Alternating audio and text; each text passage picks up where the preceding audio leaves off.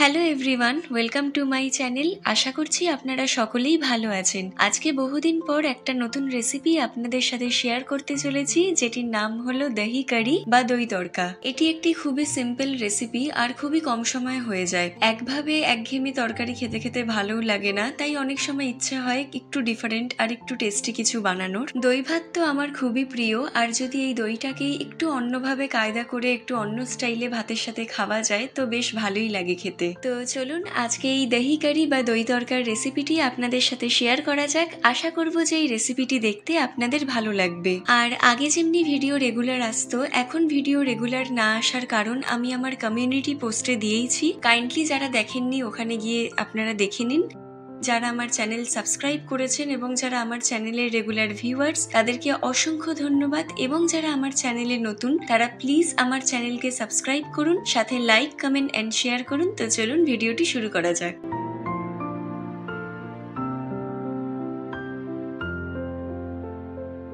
এখানে আমি দুটো আলুকে এরকম মিডিয়াম সাইজ করে কেটে রেখেছি, সাথে পেঁয়াজ আর কাঁচা লঙ্কাও কেটে রেখেছি।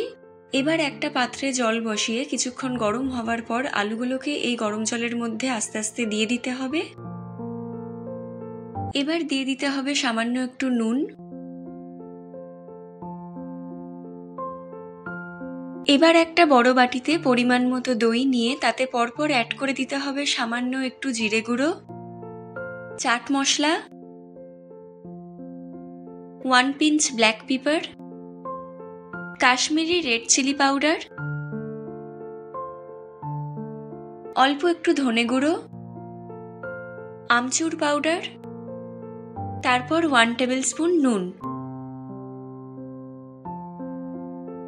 এবার চামচের সাহায্যে ভালোভাবে মিক্স করতে হবে।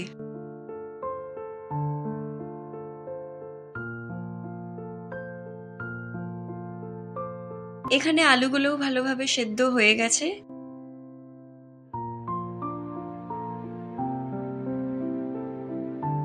এবার গ্যাসের ফ্লেম অফ করে আলুগুলোকে একটা প্লেটে নামিয়ে নিতে হবে।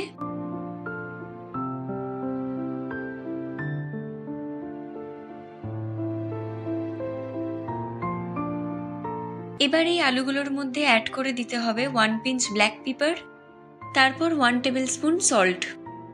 এবার আলুগুলোকে সামান্য একটু ম্যাশ করতে হবে, খুব একটা থরলি ম্যাশ করতে হবে না এখানে, যাতে আলুর শেপগুলো ঠিকঠাক থাকে। এবার আলুগুলোকে দইয়ের মধ্যে দিয়ে দিতে হবে। দেন আলুগুলোকে দইয়ের সাথে ভালোভাবে মিক্স করে নিতে হবে। এবার একটা ননস্টিক প্যানে সাদা তেল দিয়ে তেলটাকে কিছুক্ষণ গরম হতে দিতে হবে। তেল গরম হয়ে গেলেই এই কেটে রাখা পেঁয়াজ আর লঙ্কাগুলোকে প্যানের মধ্যে দিয়ে দিতে হবে।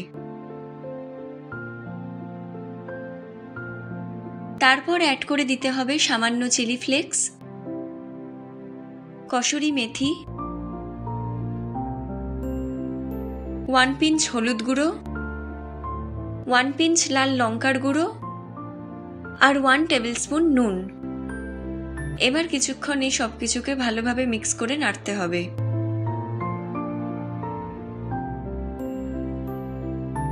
এবার এই ভাজা পেঁয়াজ লঙ্কাগুলোকে দই আর আলুর মধ্যে দিয়ে দিতে হবে।